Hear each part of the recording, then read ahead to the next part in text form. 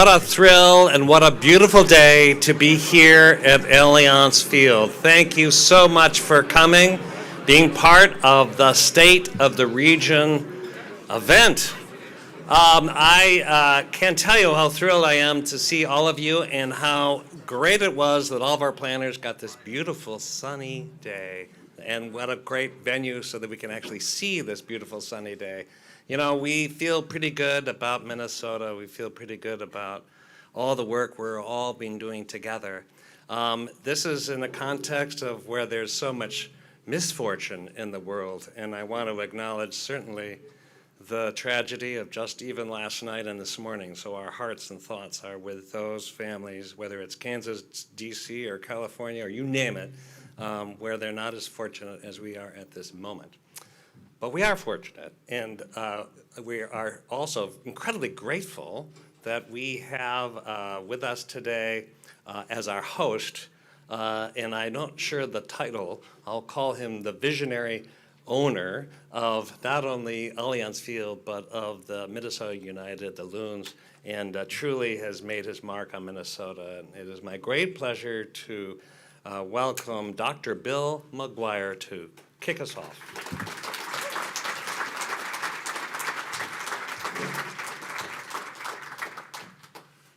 Thank you, Charlie. Oh, excuse me.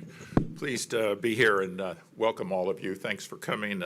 Obviously a beautiful day and a reminder of how we have a lot of beautiful days in the Twin Cities and in this state, and something to keep in mind, including there's a soccer match coming up before long, so you all can get back in the mood. I thought I would throw out a couple of initial ideas to orient you a little bit to where we are and what is actually behind it. And it's not so much soccer, but soccer, professional men's soccer, has existed in this state since 1976, which was the Kicks, and went through a number of variations, each one failing and leading to the next. So you had the Kicks, and we had the Thunder, we had the Stars. Then in about 2013, the Stars were going to fold up, and we decided to step in and keep professional soccer here. And the notion behind that was, during that time of great vibrancy in the Twin Cities and in the state, we all felt that we were an international city. And I said at the time, how can we be an international city and not support the world sport? How can we be a city in a community, broader than a city, but a community of great diversity and interest in promoting and growing from that, and not have the world sport that is followed by so many billions of people. So that was the decision. The team was sustained, and shortly thereafter we began a search for a stadium, because we needed to build a stadium. At the time, the club was playing up in Blaine, which was a nice small facility, great vision by Governor Perpich to set it up, but it also was neither centrally located or frankly had transportation. So a game that appealed to the people throughout the world, that had very few barriers, had great value systems around it, was not available to a lot of people. If you didn't have a car, there wasn't a bus. Too far on the bike, can't walk, etc. And the criteria that we used in looking for this is, we wanted a reasonably central location for the broader community where everyone would have some level of accessibility. And we wanted transportation, all transportation.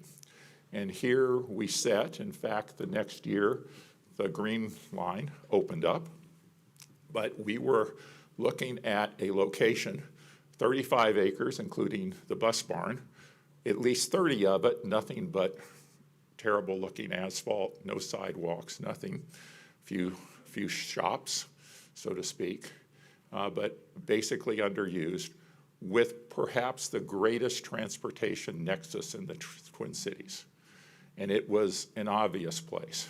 You could also look back in the history. If you study the history of the Midway and go back even into the 1880s, you can see its long-standing transportation engagement, both the the trains, but also the electric streetcars, some of which were in fact made here, and all of that. So you had a history. The Midway was once maybe thought to be the state capital. I mean, there were lots of things going on. And so it all made sense. Transportation-oriented development. And what that did was leave us, I don't know if there's that pop up? Nope.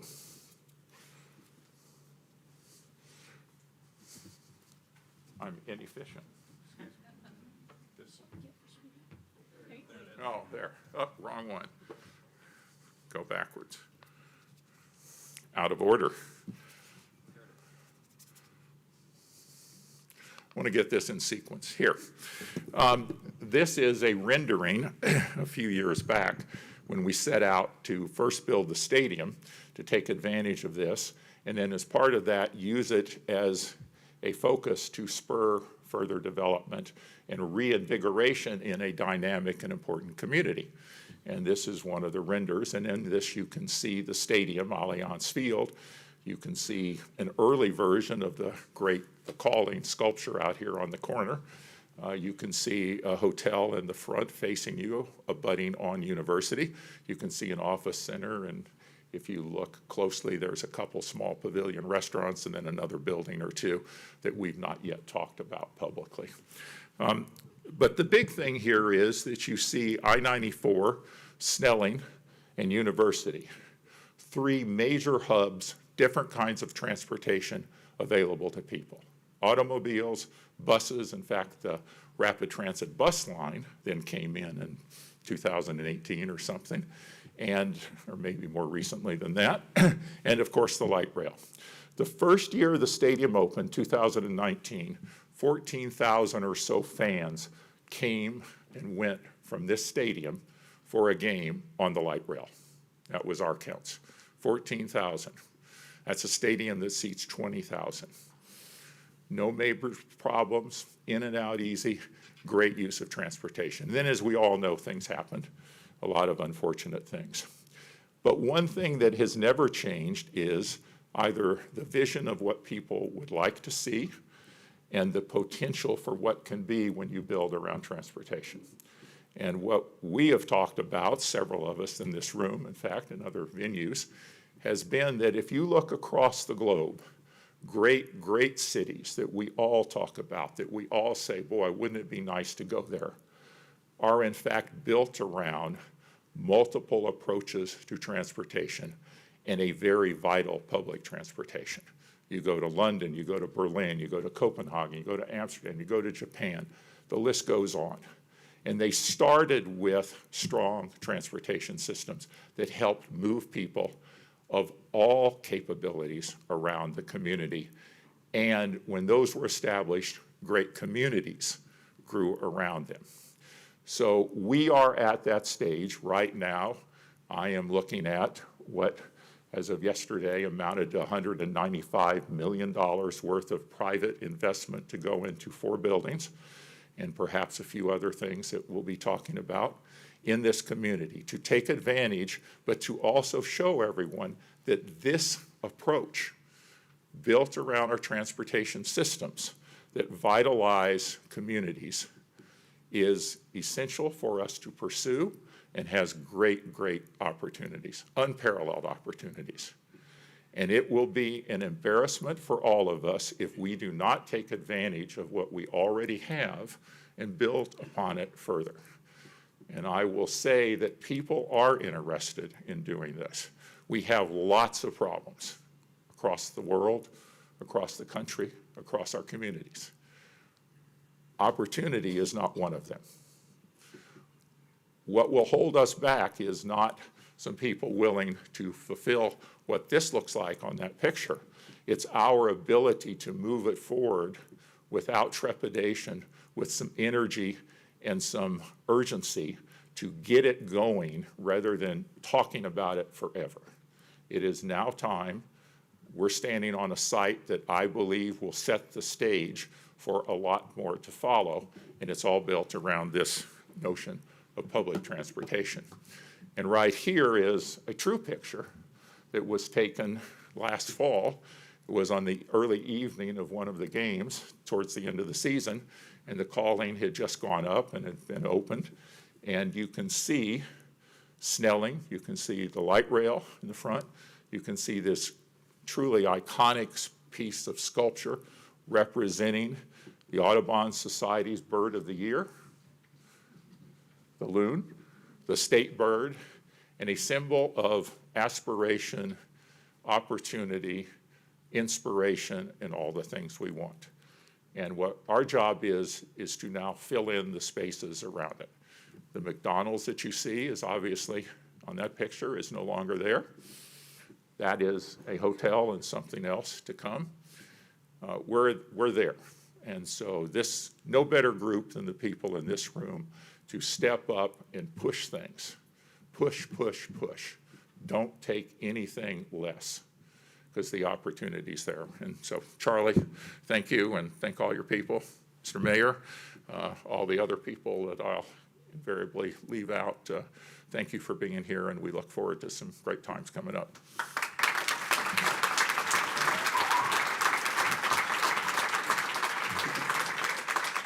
Thank you. Thank you. Was that a loon call? That was so brilliant.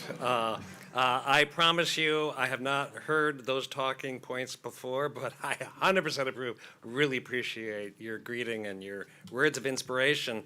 You're a gracious host, and it's really an honor that we have this event at this time, at this place. And I think you summed it up so well. This state-of-the-art sports facility is a lot more than concrete and iron or even just great design. It's the bodies, the collective spirit of our region, where public and private sectors kind of come together and create those opportunities. And we know that there's much to look forward to over the years ahead, and I love seeing the diagram, and we really will look forward to witnessing all the development that's happening around this area.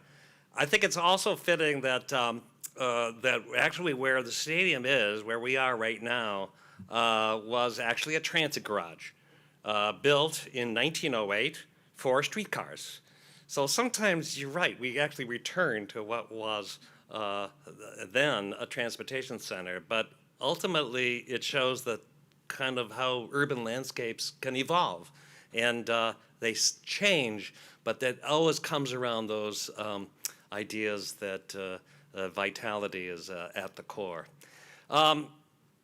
This is an example of how big ideas are happening in this big region, and we all collectively have an opportunity to continue to do big things. I'm thrilled by all the advancements we could tick off, and I'm not talking just about building infrastructure. I know so many of you and some of the things that we've been able to do, and I know that everybody in this room has played an important role in what's happening. And ultimately, the fact that we are here connected as a regional team.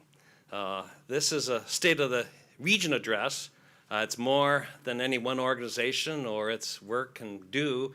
I frequently say, while Met Council is a convener of the event, this is not the assessment of the state of Met Council. This is about what we all do together.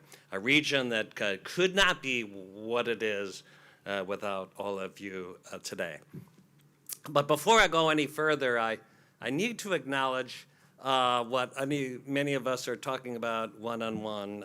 It was indeed not a quiet week, as the federal administration has been advancing its agenda on many fronts. And as an example, the recent federal funding freeze ordered by President Trump and subsequently rescinded, but it would, had that gone through, it would have been really an incredible hardship on the state of Minnesota, and through loss of loans and loss of grants for vital services in our region. So I just want you all to know that as future actions may or may not occur, that we at Met Council really kind of stand with other state agencies to kind of a better idea of what might be the implication, and we will think carefully about how we can best support local communities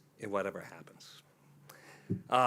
So speaking of which, when you think about planning and collaboration, I'm actually really thrilled that within this next month, the Met Council will be adopting its comprehensive regional development guide, which happens only once every 10 years. And we think it will have a really long-lasting effects. Imagine 2050 will include system plans for regional parks, transportation, water resources, and a guidance for land use and housing. And for the first time, a real and solid commitment to our tribal nations and Native communities that will go beyond performative slogans or acknowledgments, but to actual real policy and real actions. So stay tuned. The plan that you'll see that is totally in draft form, and many of you have been commenting on, includes critical issues: climate, equity, natural systems, public health, safety, and well-being. This is a huge undertaking, and as I mentioned, it was developed over a long period of time with your input, and it will rely on all levels of government to implement the vision. So we are going to be challenged as good Minnesotans who would prefer to sit in the back, but I know when it comes to action, it will take all of us, and I'm convinced that we will succeed. More than once, I've been told that Met Council is losing its audaciousness. I love that word. I'm not quite sure what it means. I do know that we're fully capable of being bold. And I know we also will do that boldness together. We are creating a region that is unabashedly equitable and inclusive, where every voice matters. Resilient and dynamic, adapting to challenges with innovation, and sustainable, protecting our natural systems and truly addressing climate change. A healthy and resilient economy and quality of life needs many things to thrive, and I'll start with transit. A robust, interconnected network is foundational element to a vital and affordable region. And as Bill had so aptly pointed out, this site is a perfect example of that principle. The Green Line, the A Line, and beginning in 2027, the Gold Line extension. This means that whether you come from Woodbury, Eden Prairie, Bloomington, Roseville, Minneapolis, or St. Paul, you'll have high quality, reliable, and frequent transit service directly to this spot right here. And with that, even on that, there's still more to come. So Network Now is Metro Transit's world-class transit plan designed to adapt our services to meet the changing needs of the region. And this includes expanding service more than 35% through improving frequencies on as many as 60 bus routes, and restoring service on light rail and bus rapid transit to every 10 minutes. This will result in increasing access to jobs by 25% compared to pre-pandemic service. That will improve service for low-income residents and communities of color, and ultimately result in a reduction in carbon emissions with increased ridership. We are actually opening 3 metro lines this year, and this is the first time, I think, ever we've had more than one grand opening and ribbon cutting in 1 year. The Gold, B, and E lines that will connect many of our region with fast, frequent, and reliable all-day service. We have introduced new micro-transit services are already operating, and I'm hearing stories today about the success of the service in Roseville and Woodbury.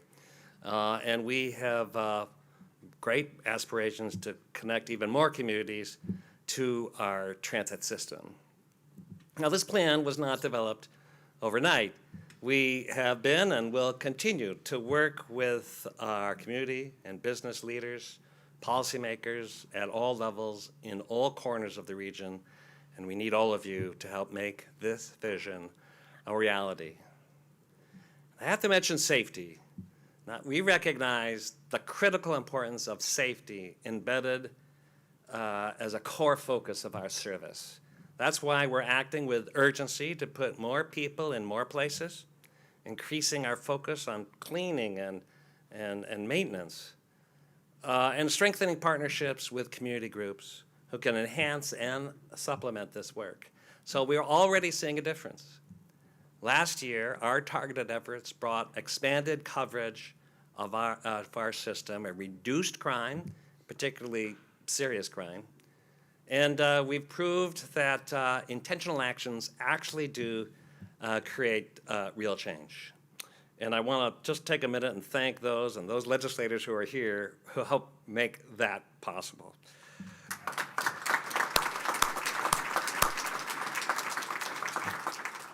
These efforts have resulted in ridership increasing, demonstrating that people actually are making choices to return to transit as they familiarize themselves to our improved post-pandemic system.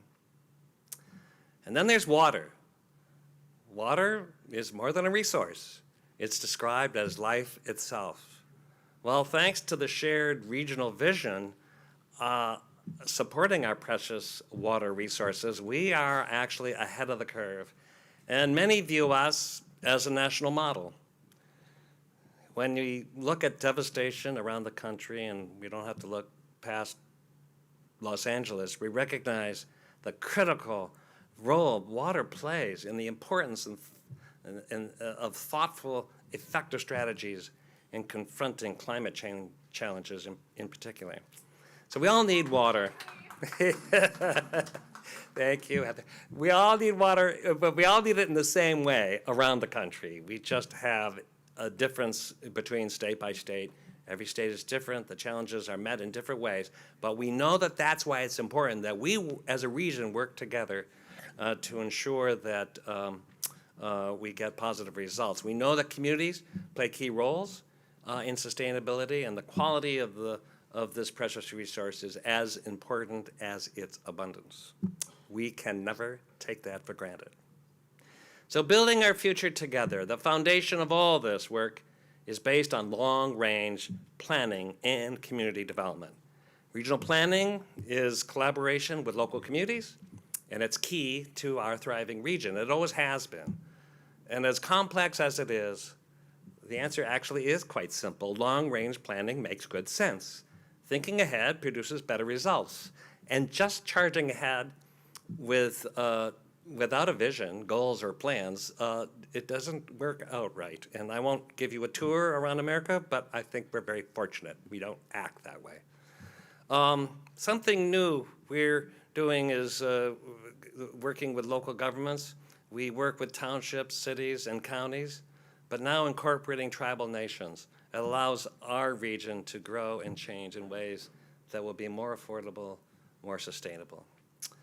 At the end of the day, the work we do may not seem very glamorous, and I assure you, on most days, it is not.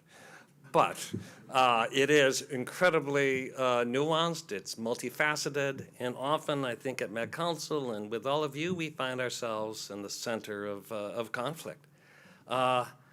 And yet, that's actually when the really important work gets done. That's the time we need to put Minnesota nice aside and actually confront real issues together and hash it out, and we do that, and we've done that.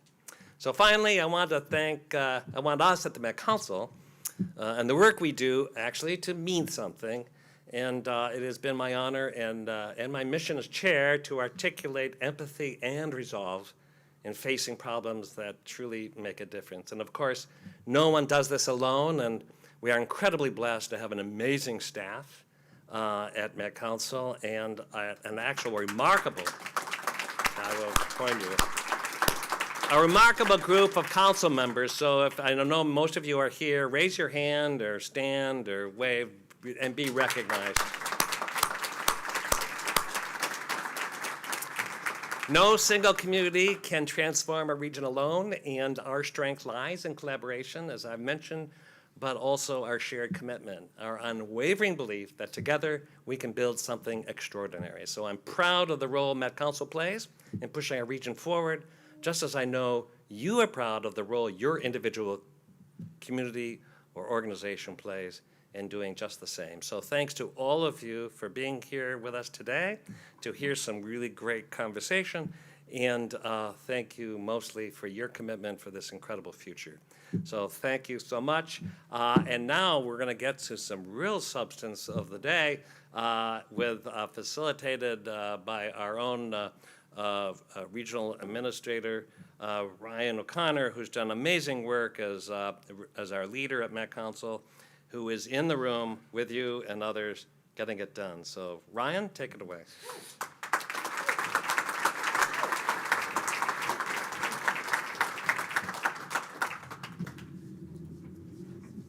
Don't come backwards. Stop, you're good.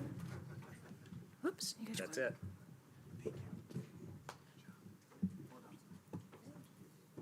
Good afternoon. Hey, in the back, good afternoon. There you go. We're still here. We're still here. It's a pleasure to get a chance to come up here and spend a few moments with you today as a part of a panel. My name is Ryan O'Connor. I'm the regional administrator here at the Metropolitan Council. Our panelists, please come up and join, which they are already doing. There is a part here where they don't need a lot of introduction. As you look at this panel, I think you will immediately recognize them as people you work with, you work hard with, they work for you as we try to build this region together. And as I listen to the chair's speech and Dr. McGuire, and I take a moment to always remember to look around the room at who's here with you, who shows up for moments like this. It's a reminder in the work that we do together. It's a reminder we're only as good as the people sitting on our left and our right. It's a reminder that we make this region better every day for those that'll come after us. And it's also a moment to say thank you for the service that you choose to put in. There are many polls on what you could spend your time doing. There are many different things that can bring you different levels of joy in your life, and you choose to be here. And through moments of agreement and moments of conflict and moments of challenge and moments of opportunity, if you remember one thing from me today, it's thank you. I want to briefly introduce our panelists and then get right into the panel. Starting immediately on my left, he was up here once already, Dr. Bill McGuire, owner of MNUFC. We're not going to do a chant, but we could do that later. He can run us through that. Minnesota's professional soccer team and former chief executive officer of United Health Group from 1991 through 2006. I know many of you have had the opportunity to work with Dr. McGuire in different capacities through philanthropy work and community work throughout our region as we've gone. Next, we have Mayor Melvin Carter, the mayor of the city of, St. Paul's mayor. See, he used to have an office right above mine, and so I knew when he needed me because I would hear the stomp on the floor. So I have to do that a little. A fourth-generation St. Paul resident, Mayor Carter, as you all know, leads with an unapologetic equity agenda. Since taking office in 2018, he has many accomplishments that include raising the city's minimum wage, tripling free programs in rec centers, eliminating late fines in public libraries, establishing an affordable housing trust fund, expanding immigrant and refugee support resources. I could go on. He'll talk about some of this as we go. What I will say is, anytime you see him, he's always ready to engage and talk about the issues that matter most, and he's someone whose brain is always turning. Next, we have Dr. Kate Bean, who currently serves as the executive director of the Minnesota Museum of American Art. As the executive director, she's leading the museum into a new era with the completion of construction on the museum's facility in downtown St. Paul, with expanded programming opportunities and reach, and with deepened engagement with diverse artists and communities.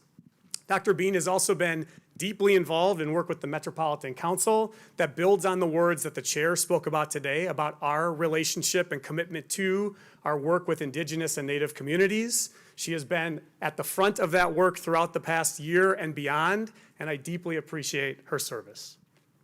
And finally, Aline Churumoff this is a long title we got today, at the Federal Reserve, where she is the Chief Human Resources Officer of the Human Resources and Inclusion Division, Senior Vice President of the Learning Management Support Office, and Senior Vice President of the Community Development and Engagement Division, which includes the Center for Indian Country Development. We all want that business card before we leave.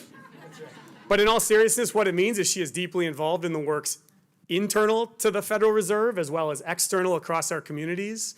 And I'm sure you've had the opportunity to work with Aline, whether at the Met Council as a former chair, whether at Hennepin County or the state of Minnesota. She represents many of the different entities here today in the many roles that she has had. So after doing those introductions and being reminded that I have things I need to continue to do in my career so someone could read a bio like that, I want to ask a question. I'll just start here on the end and we'll work our way through. What emerging trends or ideas do you see as most important to our region today? And how do we work together across sectors and jurisdictions to ensure a prosperous and connected future for everyone who calls this region their home? Dr. McGuire. Big question. Is on? You here? You're on. Thank you. To me, it's the creation of opportunities. And I believe opportunities grow from within communities. You have to maximize education, family, work, and then just build on those. And so our role, I think, is across all levels and in all agendas is to, in fact, create opportunities in our communities and grow from there. And that's certainly how we look at this here. Obviously, you need to work with all of the folks and link the dots. So, Thank you. Mayor Carter. Thank you. Thank you all for being here today and for inviting us here. One, welcome to St. Paul. Two, go Loons. Three, certainly reflect the things, or reiterate the things that Charlie said about just it being a busy week. A lot of things going on, a lot of things capturing our attention. You did miss out the fact that the lineup for the Minnesota Yacht Club Music Festival was announced this week. So I figured that was coming later. And four, I apologize for the terrible weather we're having. Our team is working, doing everything we can to make sure that the ice sculptures stay in place for the Winter Carnival so that we can have a great time outdoors in St. Paul this weekend. I appreciate the question. As Charlie was talking, you said, Charlie, that no one community can transform a region by itself. In truth, no one community can transform their own community by themselves, because so many of the things that we work on in St. Paul, our priorities are the same as what you just described. Building safety, making sure that people can have, of all income levels and at every stage of life, can have housing that they can rely on, building the reliable transportation infrastructure so that we can be connected to one another and connected to opportunity in our community, and ensuring that we have an inclusive economy. All of those things, particularly as our metro area grows, all of those things are things that are interconnected really well. We talk about on our team a lot about how the challenges we're facing work together really, really well. And so the only way to answer those challenges is to figure out how to work together across jurisdictions. The lines between, wards in the city. I see Ward 1 Councilmember Anika Bowie here. Thank you so much for being here. The lines between wards in the city, the lines between cities and the county, the lines between counties and the region are really just all imaginary lines that somebody put on a piece of paper at some point in time. But we know that people cross those lines to go to work. They cross those lines to get home. They cross those lines to do stuff that we'd rather them not do in our community. They cross those lines all of the time. So we have to figure out how to cross those lines. I think our region has a really profound future ahead of us right now that we can access only by navigating what we have to acknowledge as rocky roads underfoot on a number of things, right? We have answers to continue to solve regarding public safety. We have challenges to continue to resolve around housing and making sure that people who are unhoused in our community are being able to access support. We have answers that we have to resolve around fentanyl and opioid abuse crisis. We have answers to be able to solve around that. But I'll tell you, I think the strongest trend that I see really is people across jurisdictions, across just the traditional boundaries, figuring out how to work together. One city to the next, one city to the county, the city to the county, and across our county and around and across different categories of community life to address those challenges. And that's how I think we'll get there. Just a quick follow-up, Mayor. In the run-up conversations we had talking about some of this, you were recently in a conversation. I want to go back to the fentanyl piece for a second because you said something striking. Can you talk a little bit about the recent convening you had with some of your peers and the need for us to think outside of hoping someone else could solve this idea for us? Yeah, we were talking about fentanyl. You didn't warn me there was going to be a follow-up question. But, there's a saying among mayors that good mayors borrow, great mayors steal. And I always tell my colleagues I'm the most, of all the kind of mayors in the country, I'm the most proficient stealer of good ideas from other cities. And I take that job very, very seriously, by the way. But I asked a room full of mayors recently, like, what are you excited about? What's working? What is moving the needle for you on the battle against fentanyl? And not only did not one person was not one person able to say, oh, this is the solution that we put in place, everybody should do this thing. It turned into a challenge fest where everybody just by contrast was really worried about the exact same thing. And so what it says to us is, we're not going to be able to look across the country or across the river or across anything to find those solutions. One of the things that we do whenever it's time to answer a difficult question is go back to the source, is go back to community, bring community members together. And we're very much looking forward to doing that same type of process that built our community first public safety framework in the first place in St. Paul, centered around fentanyl and how we build local solutions for the rest of the country. Thank you. Thank you.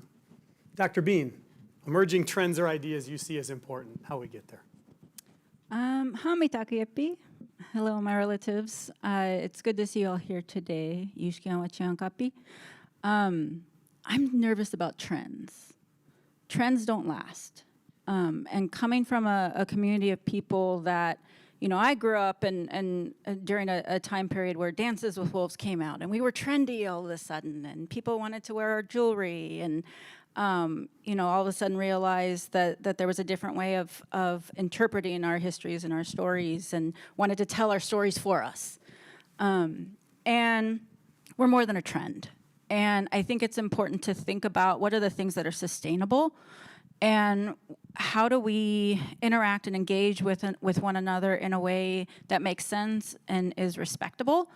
And the Met Council has had the opportunity to do that, working with Native folks in the last year. We had a call where we were asked to advise on a land acknowledgement, and the first meeting we said, no, we're not going to advise on a land acknowledgement. We know where we are. We know who we are. But if you tell us who you are and educate us and we form a relationship, we can come up with some commitments. And it's that sort of understanding of moving away from the ideological to the practical, to the tangible of what do we actually do, that I think is increasingly important. Whether you call it DEI or DEAI or DEIJ or whatever you want to throw in there, this work has been happening for over 500 years, and it's not going anywhere. And it's important to understand that. It's important to understand that times like this that we're living in can be incredibly difficult for those of us who are getting the door shut on us. But we've lived through worse, and we're going to continue to act as stewards of this land. And when I think about who the Met Council is, when I initially interacted with the Met Council, I had no idea. What is the Met Council? So it's so over, its purview is so large. And what I came to understand is you're a connector. And that's the kind of work I'm really interested in. How do we build connections across divisions, across space, across time, across culture? How do we get to the very real understanding of who are we all and how do we live in relationship with one another and with the universe? And so understanding how we have respect for the waterways together, how we have respect for the land together is increasingly important. I recently served, this last year I served on the State Emblem and State Flag Redesign Commission. And I don't know whether this is a popular crowd to say that or not, but I did. And the flag is growing on me. I love the seal. But it's got a loon. It's great. The big conversation was, should it be a black eyes or red eyes? And that was interesting. But what I learned was that the one thing that everybody in this bipartisan committee of people who really didn't agree about a lot, well, the one thing we agreed on was including the landscape was important. Including the water was important. And that's what brought us together.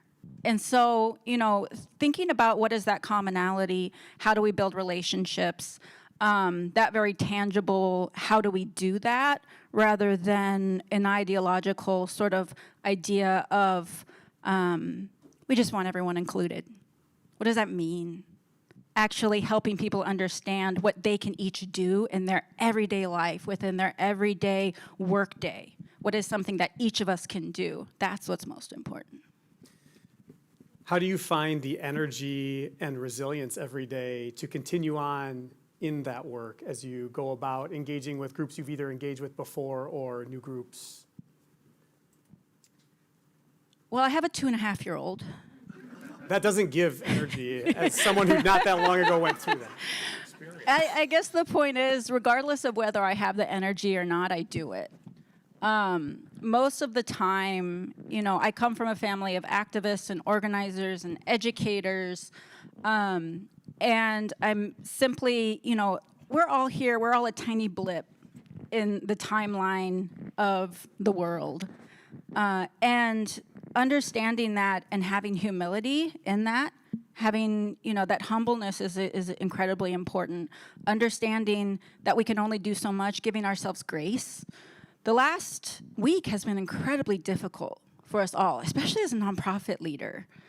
And so understanding and giving grace and mercy, a word we all learned a lot about this week, I think is incredibly important so that we can really be in relationship with one another and just be real. Thank you. Colleen. Thank you.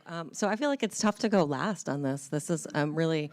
You're up to it. I kind of want to build on some themes, but first I have to offer my disclaimer that these are my views alone and not the views of the Minneapolis Fed or the Federal Reserve System.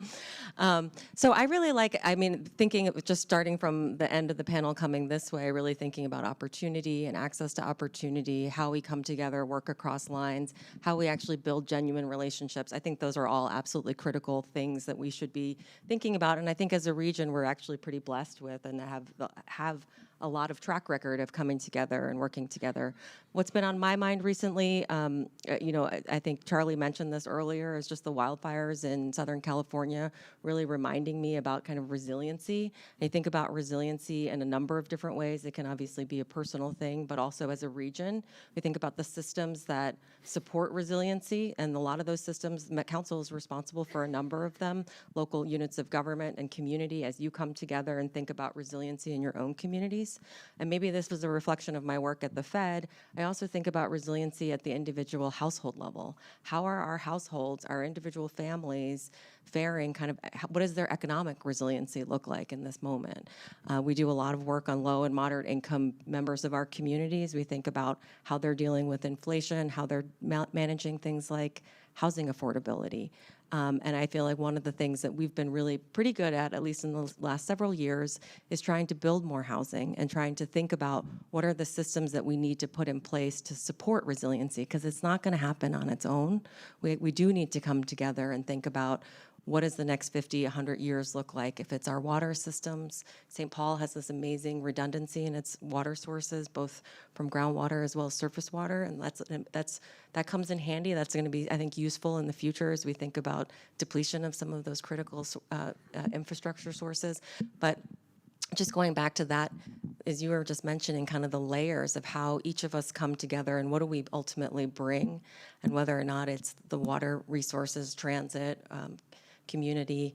I think that's kind of how that piece maybe all coming together, and maybe it's in a seal or something like that, but just thinking about ultimately it's going to need intentionality from all of us as we think about how to build resiliency. Thank you. And Alina, I'll ask this question to you first, but then I'll open it up to any other panelists who want to answer it. So as we sit in a room here today with individuals who represent state government, regional government, individual municipalities, we constantly are reading about or thinking about ways in which those boundaries that are artificial in many ways can be used to challenge us or try to draw distinctions in our work. Oh, we're special for this reason, so we like what you're doing with the whole over here, but don't worry about us. Like this would impact us in a different way. How do we continue to work through the important need to both see things on an individual level while also balancing it with the need to move forward as a collective? Yeah, I mean, I think this kind of comes back a little bit to the question that you asked Mayor Carter about the fentanyl crisis, right? It's really about, and I was actually talking to somebody about this in the audience before, of what do we do in this moment or in a moment of crisis in our community? And unfortunately, I think we've experienced that a number of times here over the past many years. And ultimately, we have our own individual role, but all of us are in roles in this moment for a reason. And being able to have the vision and the drive to see across those differences to try to come together, I think is really, ultimately really important. And I think what can drive change is how do we get to yes? And I think that's maybe we should start conversations with that. We know that this is a problem. How are we going to get to yes? Thank you.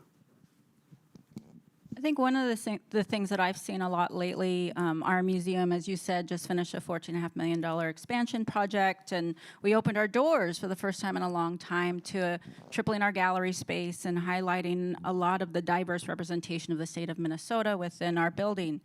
And the organization's been around since the 1890s. A lot of people were asking us, well, how can you put these different artists in relationship with one another in the same exhibit? How do you do that? How do you show different cultures across time and culture and family and community? And our response is you just do it. And what I've seen is I see families coming into our museum who all have very different political views, very different experiences, very different perspectives, but they're all able to find something. And they find a connection and they can talk about it. And they're inspired through art. And art has this incredible power to heal and unite people. And understanding how art, just like sports, is more than entertainment. It's a lifeline. It's integral for all of us in our everyday, and there is a teaching within it that shows us how to be in relationship with one another and how to connect. One of the recognitions that our team, I mentioned earlier, our sort of capacity for bringing people together and trying to generate ideas together. One of the core values that's lied in is our recognition, and I say this all the time, that every decision human beings ever make are made to benefit the decision maker.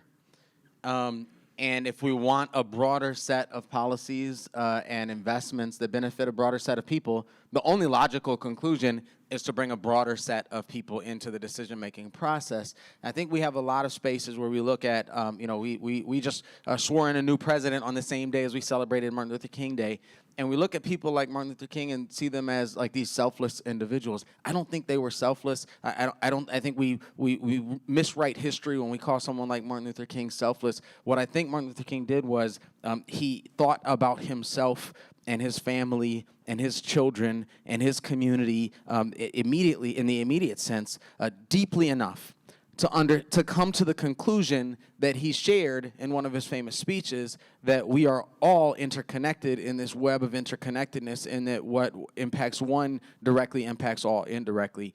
I think that's something that's really critical for us to understand, and it's a question that's being called literally right now as we determine as a country whether we're all in it together or whether we're all in it separately. And I think that's how coalition work works. I think that's how social justice politics have to work, not by asking folks to just suspend your needs and focus on someone else's needs for now because their needs are bigger than yours or deeper than yours or more important than yours. But no, think more deeply about your needs. Think about, as we've had conversations about like banning the box in Minnesota, folks, I remember having a conversation with somebody who said, I don't think those folks deserve it. I said, well, you can think whatever you think about that or not.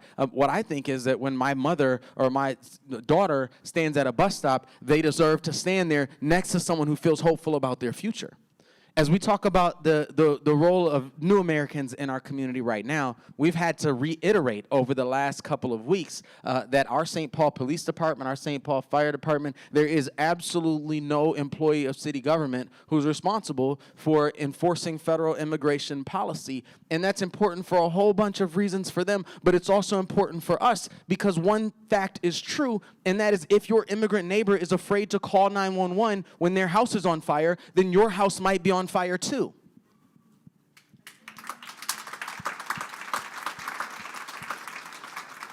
And so ultimately, all I'm saying is, as I think about what St. Paul needs, it is really clear to me that Golden Valley Mayor Ross Harmon is here with us. It is really clear to me that we can't get the housing stability that we need in St. Paul if folks in Golden Valley can't have access to housing. I tell folks all the time, I only care about keeping the St. Paul side of the Mississippi River clean. They look at me and say, that doesn't make any sense. That's a good point. It doesn't make any sense. And so I actually think our compassion for one another might be artificial until it's rooted in that really deep understanding that we exist together in a region because we cannot, it's incapable, it's impossible for us to exist in solitude as strongly as we can together.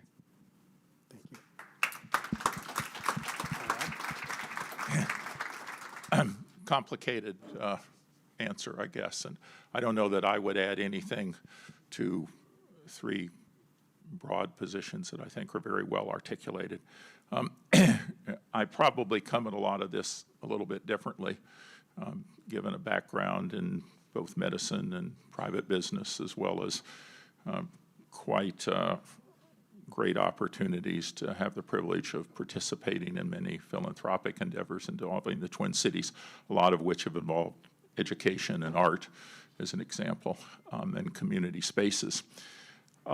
As many in this room that interface with me on some of these projects recent years know that I am easily frustrated with some things, and one of the things that I find frustrating is not an issue of disparate values. I actually think our communities have a lot of shared values. They may get expressed differently, but at their core, they are there. But we are easily divisible or allow ourselves to get that way. We too frequently listen to ourselves or our own little silo rather than opening up the outside. I remember years ago when I left medicine and was in business, the challenge of getting people to stop talking to each other and to talk up to the people that they're trying to serve.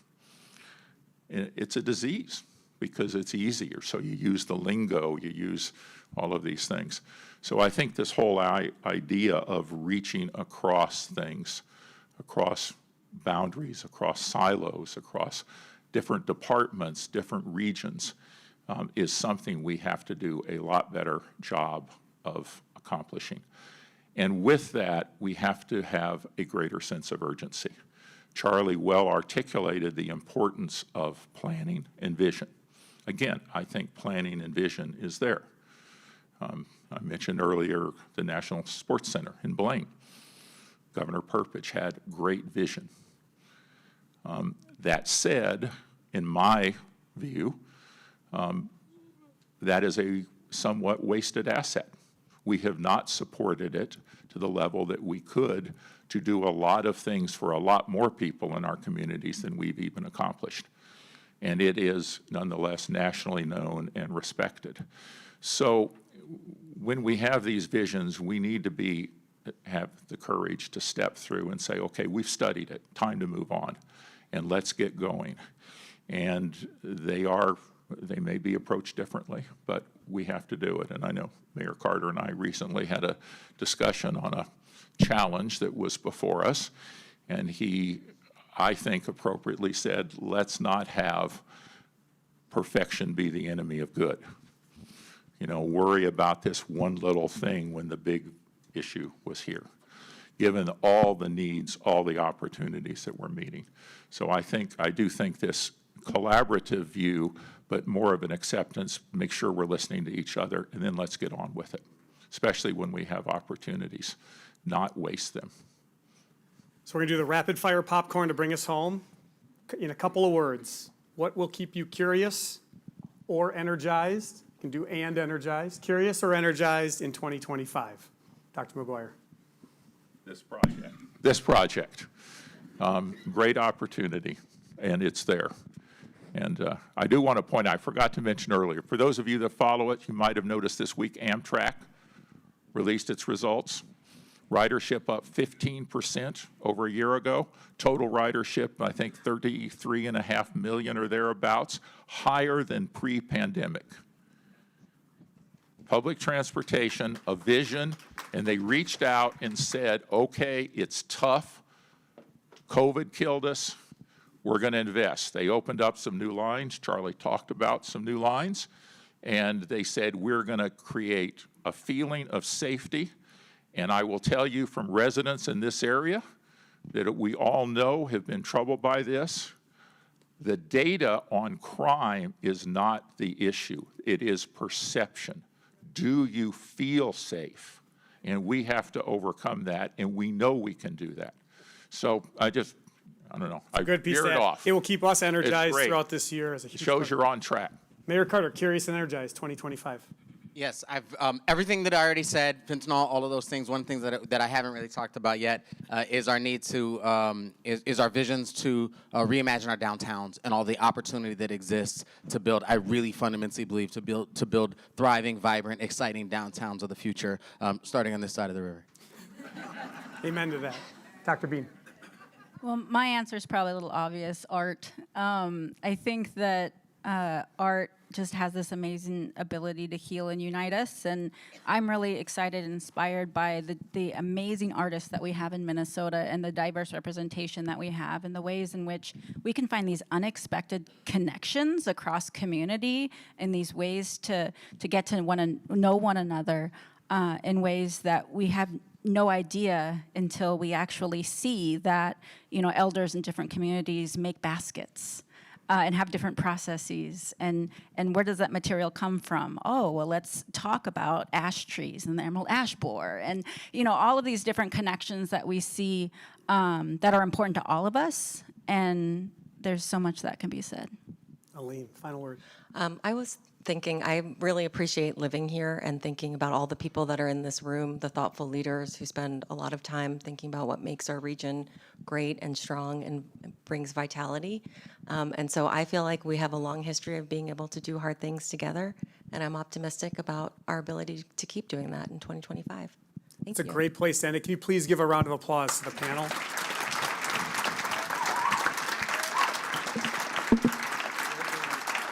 So I'm going to quickly, if you all can just hang for just 10 seconds, I'll do the logistics thing, and then it will be a clean break. So everybody here hopefully signed up for a session as a part of a breakout session. We're moving into that part. If you didn't, you're going to get to select on the fly. Just pretend you know what you signed up for, and we'll go there. But the goal here is to deepen our collective understanding, one, but also give a chance for some level of dialogue with you and representatives from the Metropolitan Council.